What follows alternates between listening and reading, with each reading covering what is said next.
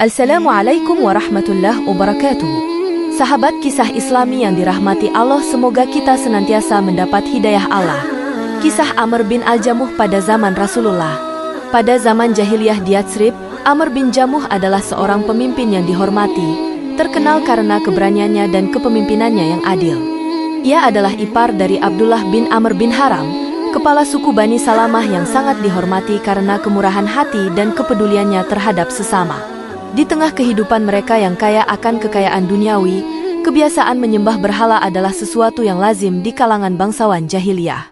Patung-patung itu dipuja sebagai simbol kekuatan dan sumber berkah, menjadi tempat mereka mengadu keluh kesah dan mencari perlindungan. Namun, di suatu malam gelap di Yatsrib, ketika cahaya Islam mulai menerangi rumah-rumah dari satu generasi ke generasi berikutnya, Amr bin Jamuh sudah lanjut usia, melewati usia 60 tahun.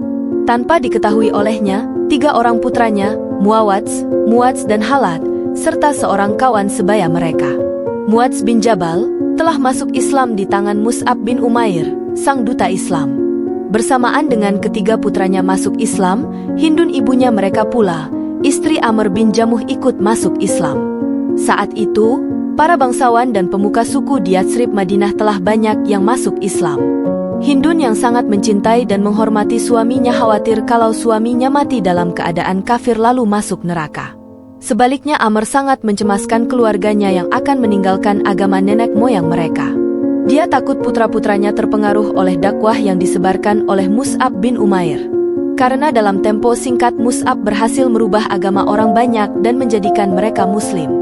Oleh sebab itu, Amr selalu berkata kepada istrinya, "Hai Hindun, hati-hatilah menjaga anak-anak, agar mereka jangan sampai bertemu dengan orang itu." "Ya," jawab istrinya. "Tapi apakah kau pernah mendengar putra kita bercerita mengenai pemuda itu?" "Celaka, apakah Muadz telah masuk agama orang itu?" "Tidak, bukan begitu. Tetapi Muadz pernah hadir dalam majelis orang itu, dia ingat kata-katanya," jawab istrinya menenteramkan hati Amr. Ketika Muadz hadir di hadapan ayahnya, Amr berkata, "Coba baca kata-kata yang pernah diucapkan orang itu. Bapak ingin mendengarkannya." Muadz membacakan surat Al-Fatihah kepada bapaknya. Alangkah bagus dan indahnya kalimat itu. Apakah setiap ucapannya seperti itu?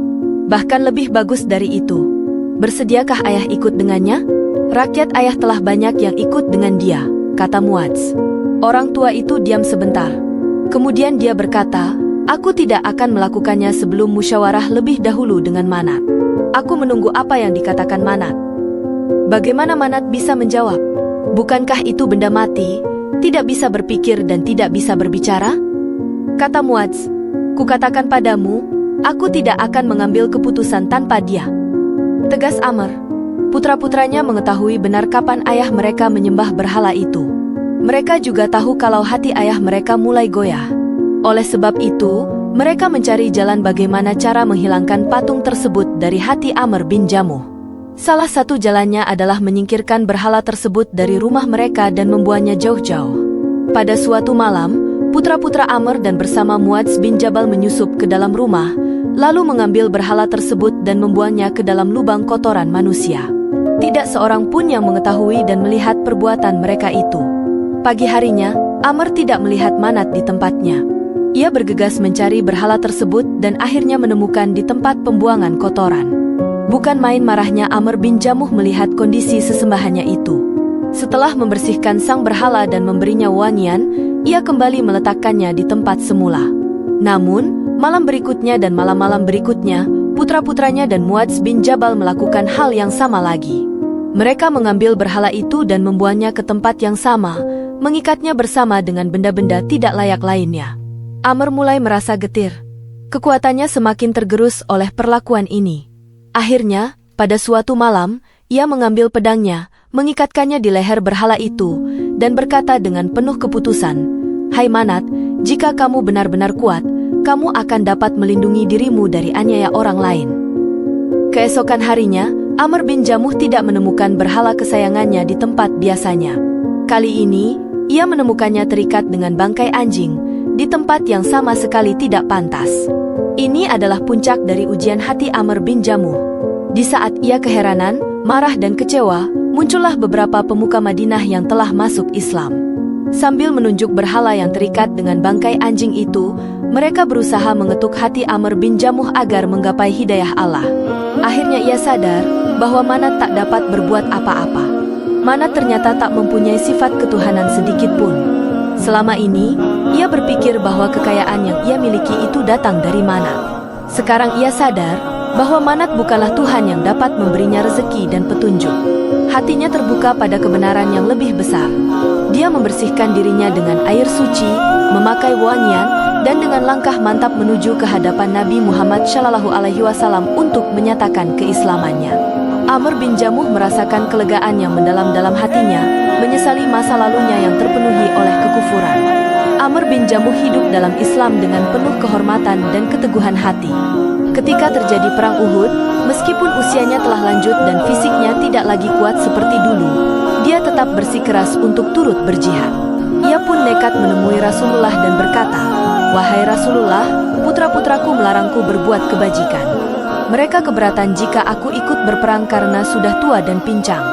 Demi Allah, dengan pincangku ini, aku bertekad meraih surga." Rasulullah SAW mengizinkannya, dan dengan tekad yang kuat, Amr bin Jamuh memohon kepada Allah untuk memberinya kesempatan menjadi syahid.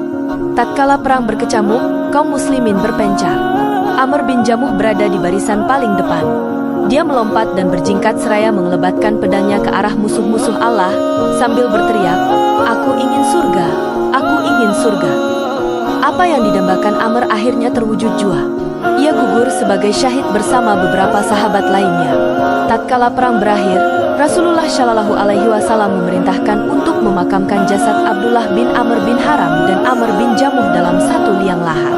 Semasa hidup, mereka berdua adalah sahabat setia yang saling menyayangi. Dalam riwayat lain disebutkan, Amr bin Jamuh dimakamkan satu liang dengan putranya, Khalad bin Amr. Setelah 46 tahun berlalu, tanah pemakaman itu dilanda banjir. Kaum muslim terpaksa memindahkan jasad para syuhada. Kala itu, Jabir bin Abdullah bin Haram putra Abdullah bin Amr bin Haram masih hidup. Bersama keluarganya, ia memindahkan jasad ayahnya, Abdullah bin Haram dan Amr bin Jamuh. Mereka mendapatkan kedua jasad syuhada itu tetap utuh. Tak sedikit pun dari tubuh mereka yang dimakan tanah. Bahkan keduanya seperti tertidur nyenyak dengan bibir menyunggingkan senyum. Amr bin Jamuh meninggalkan warisan keimanan dan keteguhan hati yang membawa cahaya kepada generasi-generasi berikutnya. Semoga dari video ini bisa memberikan motivasi kepada sahabat semua, dan terima kasih karena sahabat kisah Islami terkini sudah menonton video ini hingga akhir. Support channel ini dengan cara menekan tombol subscribe dan like. Jika sahabat memiliki masukan atau saran dan kritik, sahabat bisa untuk menuliskannya di kolom komentar. Kami pamit undur diri, sampai jumpa di video selanjutnya. Wallahu a'lam bishawab. Assalamualaikum warahmatullahi wabarakatuh.